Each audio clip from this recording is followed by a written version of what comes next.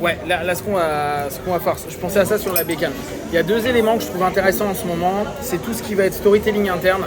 En gros, vu qu'en ce moment, je bosse beaucoup sur la croyance et tout le principe de croyance qui, pour moi, est assez problématique parce que on peut se dire que toutes les croyances, qu'importe comment on le prouve par rapport à une réalité concrète, tu vois, on peut prendre l'aspect scientifique, on revient sur ce qu'on a vu la dernière fois, tu vois, on regardait un truc là, Tranchon Billet, et le mec parlait avec un type qui était lui complètement dans l'ésotérisme, et complètement à 10 milliards de pensées.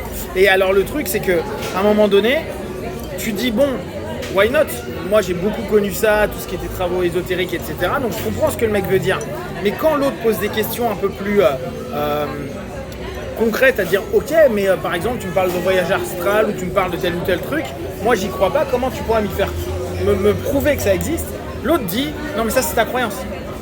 En fait, pour nous, la plupart du temps, dans un milieu et même dans la psycho, on va beaucoup jouer sur la croyance limitante, on va te faire changer tes croyances pour que tu aies une perception différente. Donc en gros, notre monde n'est qu'une croyance. Là, je suis en train de lire un bouquin d'un Américain qui était celui qui avait, je l'ai lu après, je ne savais pas, en 4e de couvre, qui a créé le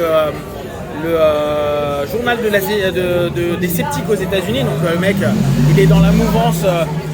Parfois, tu as l'impression que c'est scientiste, mais bon, c'est très scientifique, etc. Et je trouve que c'est intéressant parce qu'il ne s'axe pas sur la preuve de la science ou quoi que ce soit, il s'axe sur la croyance.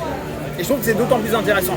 Il part du postulat, il se dit pourquoi on croit, pourquoi on est naturellement enclin à croire. Tu croises quelqu'un, tu ne le connais pas, là vous ne connaissez pas encore Pierre, vous avez déjà 15 000 projections dessus. Et en fonction de ce que je vais pouvoir dire, parce que moi je le connais, vous allez me faire confiance si je suis une figure d'autorité, mais ça ne veut pas dire une figure supérieure d'eux, mais par rapport à lui, je serai la figure de référence.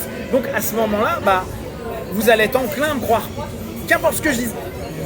Et on le fait tous. Et depuis gamin, en fait, on ne survit que par le fait qu'on croit. Parce que si on ne croit pas, de toute façon, on n'est même pas programmé pour pas croire. Genre, tu vas pas dire je suis pas sûr que maman veuille pas m'empoisonner avec ces trucs-là. Non, je vais pas m'en occuper. On peut pas, donc on est naturellement là-dessus. Et ce qui, moi, m'intéresse, donc la croyance, c'est vraiment un truc qui me suggère dedans, parce que qu'importe ce qu'on va penser, on va être apte à se créer un storytelling, une histoire et une rationalisation. Donc là, on vient sur les biais cognitifs, mais tout vient sur de la rationalisation. En fait, on rationalise tout pour que ça rentre dans l'histoire de la croyance qu'on s'est créée. Et on va tout créer au travers de ça. C'est-à-dire, je crois en Dieu, ou je crois en la science, ou je crois dans la pizza, ou je crois un truc politique, ou je crois ne serait-ce qu'à l'hypnose, à la transe, à la psycho. Derrière, tu vas ne cesser de tenter de confirmer à partir du moment où, en plus de façon empirique, tu vas biaiser les choses parce que tu auras vécu quelque chose. Et ça devient compliqué parce que après on sait très bien la méthode scientifique, etc. Mais même là-dedans, on part d'entrée avec des choses qu'on veut prouver. C'est pour ça que d'entrée on a un abstract qui va donner vers quoi on veut aller et comment on veut y aller. Donc on a déjà des attentes, donc des croyances potentielles. Or, on sait très bien, et d'autant plus dans les sciences molles comme les nôtres, que la façon dont on va rédiger l'hypothèse va influer. C'est pour ça que c'est compliqué avec le double aveugle, trouver des groupes tests, etc. C'est hyper compliqué parce que la manière même d'aborder la sémantique qu'on va proposer pour nos partenaires ou pour nos tests à ce moment-là va impacter déjà la manière dont ils vont percevoir les choses au travers d'un filtre de croyance. Et ce qui, moi, m'intéresse, alors pour l'instant, je trouve encore que c'est diffus, c'est compliqué à capter ce qu'est une croyance. Enfin, plus je lis dessus, plus je me dis mais c'est complexe parce que personne n'a une définition qui est la même. Selon les auteurs, chacun met un peu ce qu'il veut dedans. Et nous, on ressort ça, mais tellement facilement. Toi, genre, vous savez, moi, à quel point je déteste le mot croyance limitante. C'est un truc, ça me saoule. Ça me saoule parce que, venant de la PNL par rapport à ça, où on nous disait, ouais, mais c'est parce que tu as limité ta croyance. Donc tu dis ça, donc en plus on va jouer sur la structure verbale. Tu as dit ça, donc ça veut dire que tu te donnes pas la possibilité de, ce que j'entends bien. Mais c'est une croyance limitante. Oui, mais on est bien d'accord qu'il y a toujours une limite potentielle qui va au-delà de la croyance, qui va être ne serait-ce que la gravité. Tu vois, des trucs tout cons, j'ai beau me dire, je reprends toujours mon exemple, mais si je saute du 4e de chez moi sans rien d'autre, j'ai pas de parachute, j'ai rien, même si je crois, et on le sait, parce que tu as les psychotiques donc psychotiques, qui sont perdus dans leurs croyances. Et c'est ça qui est flippant, c'est que tu es persuadé que ta croyance est ta réalité. Le mec saute, on appelle ça un suicide, quoi, où il se tue complètement. Il se blesse pas mal ou il peut mourir. D'accord ? Ce qui veut dire que même si on est illimité dans nos croyances, on n'est pas de facto illimité tout court. Et ce qui est parfois ennuyant, c'est qu'on a fait un espèce, et nous surtout dans tout ce qui va être coaching sportif et travail sur le corps, toi, va dire à un hémiplégique, c'est une croyance limitante de croire que tu ne pourras plus marcher.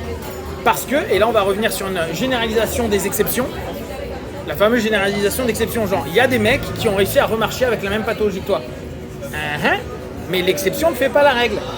Donc, de facto, oui, je suis d'accord qu'il y a des mecs qui ont marché, mais ça a certainement rien à voir avec sa croyance. Après, il y a certainement plein d'autres facteurs qui rentrent en compte. Donc dire aux gens, non mais il faut que tu crois que tu peux remarcher, ouais mais, et limite, l'engueuler, j'exagère, mais tu vois, être... bousculer quoi. Dire ouais mais il faut que tu sortes de ta zone de confort. Mais je suis ok, mais biologiquement, il y a 99,99999% de chances qu'il ne remarche jamais. C'est quoi le but ? Donc la notion de croyance, moi, elle me passionne et en même temps elle m'énerve. Parce que tu vois, il y a un truc où je me dis, mais c'est comme si on le mettait que c'est notre joker. On sait pas trop, c'est ta croyance limitante. Et amusez-vous à écouter surtout alors plus les noobs, parce qu'avec les années on en prend vachement de recul, mais le nombre de gars qui nous disent non mais tu dis ça parce que tu sors pas de ta zone de confort et t'es en croyance limitante.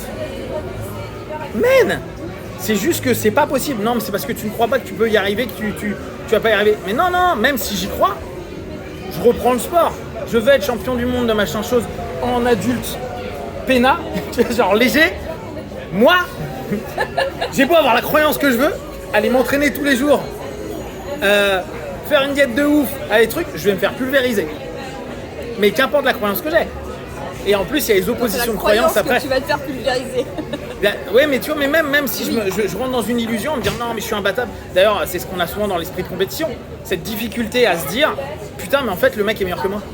Et on va se trouver un ensemble d'excuses de merde. J'ai mal mangé, j'ai mal fait mon cutting, ma grand-mère m'a dit un truc, j'ai rêvé d'un hamster, quoi. Tu vois, on sort des trucs. On va rationaliser pour répondre à notre storytelling. Pour se dire, ouais, mais en fait, il y a une raison à ça. Et pas juste, le mec, il est juste 1000 fois plus fort que moi. Et on l'a senti, ce truc. Il y a des moments, tu combats des gars et tu fais, ah ouais, je pensais que je pourrais gagner. Et tu recombats le mec, parce que moi, par exemple, j'ai un mec que j'arrive pas à battre. Et le mec, je me dis, allez, c'est bon, je me suis entraîné, je vois comment il combat, je me refais pulvériser de la même manière. Tu dis, bon, à un moment ou à un autre, ma croyance, elle se limite, tu vois. Elle se limite à un physique, à une technique, à plein de choses. Donc, cette notion de croyance, elle est passionnante, mais elle peut très rapidement devenir une sémantique paternaliste de la part d'un praticien, d'un thérapeute, d'un accompagnement, limite en train d'infantiliser l'autre et de dire, non, mais attends, si on change ta croyance, tout change. Bien sûr que ça open des choses, on est bien d'accord, je ne suis pas en train de dire qu'il ne faut pas faire des reframes, des recadrages, on recadre. Mais cette espèce de notion, genre, c'est une croyance limitante, la zone de confort, etc., on se détend. C'est sympa d'un point de vue sémantique, mais d'un point de vue réalité, alors c'est compliqué. On va me dire, oui, mais Punk, c'est parce que c'est ta croyance de l'ensemble du système, de la réalité. Donc, dès lors, tu arrives avec des gens et on revient à ce fameux truc où on a passé 2 ou 3 heures à l'écouter, c'était incroyable, à se dire, au bout d'un moment, mais vu que l'autre ne veut pas entendre son interlocuteur, il va faire que dire, oui, mais on n'a pas les mêmes croyances. Donc c'est impossible de dialoguer, on n'est même plus dans le dialogue. Et on le voit notamment avec des doctrines spirituelles, des doctrines religieuses, des doctrines politiques, des doctrines, ce qu'on veut, où on n'arrive même plus à papoter parce que les gens ont une croyance de 10 minutes. Je suis à 9h30.